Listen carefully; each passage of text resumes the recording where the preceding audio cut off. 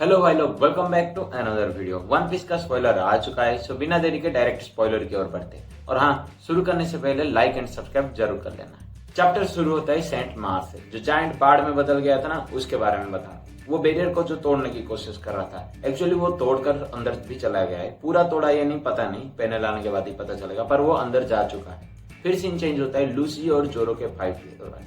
Lucy actually हार गया था जोरो से, और वो नीचे भी नहीं गिर रहा है, मतलब वहीं के वहीं खड़ा हो गया है और हिल भी नहीं पा रहा है, मतलब अटैक मोड में भी नहीं है और ना ही नीचे गिर रहा है। तभी जिम्बे आ जाता है और लूसी को अपने एक नए मूव से दूर फेंक देता है, मतलब एक अटैक करता है, वो दूर जाके पड़ता है और जोरो को अपने टीम के पास ले जाता है, मतलब जायंट शिप के पास। जिम्बे के नए टेक्निक से मार खाने के बाद लूसी एक दूर में जाके पड़ा था, वहां पर आ जाता है मार्स, जो बैरियर को तोड़ के आया ना, वही मार्स। लूसी अपने ह्यूमन फॉर्म में वापस आ रहा था और मार्स जब आया, उसको देखने के बाद जितना भी पता था वेगापंक के बारे में और लैब के बारे में सब बता देता है, और ये भी बताता है कि 6 मिनट में बस वो ब्रॉडकास्ट हो जाएगा। मार्स बहुत तारीफ करता है लूसी को, क्योंकि वो जोरो को इतने देर तक रोक के रखा। फिर वो बताता है कि मतलब लूसी बताता है काकू को छोड़ दो प्लीज, उसका गलती हो गया। मार्स बताता है कि जिस कीड़े के ऊपर मैं पैर रख चुका हूँ, उसका केयर करना भी मैं पसंद नहीं करता। काकू मतलब ये जिराफ वाला बंदा। फिर सीन चेंज होता है डोरी और ब्रोगी, मतलब डोरी ब्रोगी जहाँ पर लूफी मिले थे। लूफी बहुत खुश हो रहा होता है उन दोनों को देख के। डोरी और ब्रोगी पूछते,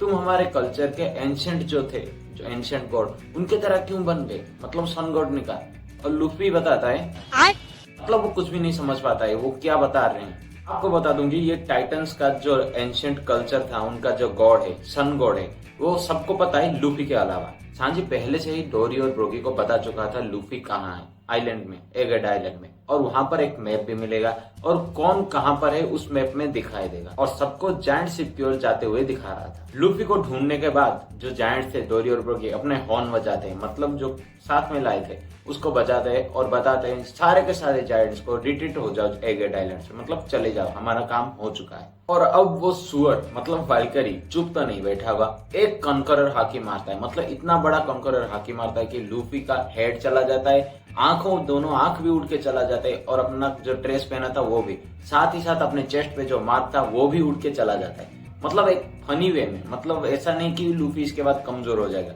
वो बस जैसे ही गियर 5 में आता है फनी करता है ना, मतलब स्माइल करता रहता है, हंसता रहता है, उसके जरा ऐसे ही कॉमेडी में वो चला गया। डोरी और ब्रोगी तो हैरान हो गए, वो तो अलग बात है, पर वैल्करी का कॉन्करर हाकी इतना स्ट्रॉन्ग था कि पूरा एगेट आइलैंड चारों तरफ घूम रहा था, मतलब बाहर जो नावल शिप है ना, वहां पर भी कुछ नावी तक पहुंच गया और वो घायल हो गए।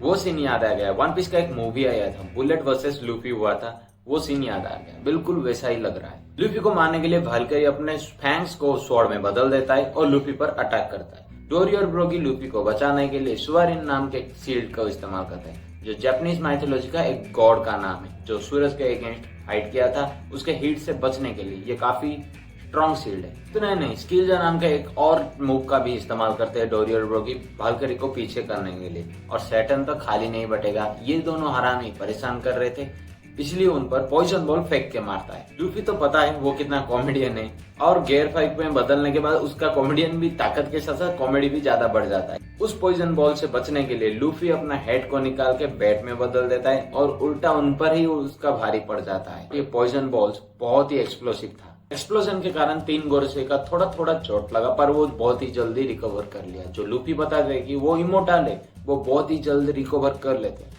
और डोरी और ब्रोगी बताते हैं, हम तो इतने पुराने, हमें कैसे पता नहीं है ये सब। फिर सीन चेंज होता है, एक ग्रुप जो जायंट शिप की ओर बढ़ते हैं, मतलब वो एगेट से निकलना चाहते हैं। सबसे पहले बोनी का टीम जाता है, पर सामने खड़े हैं 3 वाइस एडमिरल। इतने में यॉर्क जहां पर था, मतलब वेगापंक 6 जहां पर था, वहां पर मार्स पहुंच जाता है और वो पूछता है ब्रॉडकास्ट के बारे में। सीन चेंज होता है किजारू के ऊपर, जो अभी तक नहीं उठाए, वो अभी तक ऐसे ही है, अपने आंखों के ऊपर हाथ को ढक के सोया है। और मैरिन्स बोलते हैं, सर प्लीज हमें ट्रीटमेंट के लिए आपको उठाना पड़ेगा, पर किजारू बोलते हैं, नहीं तुम भी इंजर्ड हो और तुम भी यहाँ पर लेट जाओ, पर मुझे कुछ मत करना। सोचने वाली बात यह है कि किजारू सच में लूफी के लिए थोड़ा काइंडनेस दिखाया, या फिर सच में उसको इतना चोट लगा है कि वो उठ नहीं पा रहा है। तभी एगेट आइलैंड के नॉर्थ वेस्ट पे नावी सोल्जर्स कुछ देखते हैं और वो रिपोर्ट करते हैं, एक बड़ा सा चीज आया है, जो जायंट्स आए थे उनसे भी बड़ा एक आया है, और वो रोबोट आइलैंड के बीचों बीच खड़ा है और उसके चारों तरफ आग लगा हुआ है। एक्चुअली वो एंशिएंट रोबोट था, जिसको वेगापंक ठीक करने की सोच रहा था, पर ठीक नहीं कर पा रहा था। और जॉय वॉय के हार्ट बीट से वो फुल्ली एक्टिवेट हो चुका है और पूरी तरह खड़ा भी हो चुका है और कुछ बता रहा है कि सॉरी जॉय वॉय। फिर चैप्टर खत्म और फिर से वन पीस 3 हफ्ते के लिए स्कीप हो चुका है और उसके बाद 2 एपिसोड आएगा, मतलब 2 चैप्टर आएगा, उसके बाद फिर से स्कीप हो जाएगा। ये था वन पीस का पूरा स्पॉइलर और ऑफिशियल पैनल तो नहीं आया है, इसीलिए पूरा नहीं दिखा पाऊंगा। और वीडियो आपको कैसा लगा हो कमेंट करके जरूर बताना और कुछ भी क्वेश्चन हो वो भी कमेंट करके बताना जो नेक्स्ट वीडियो में आने वाला है।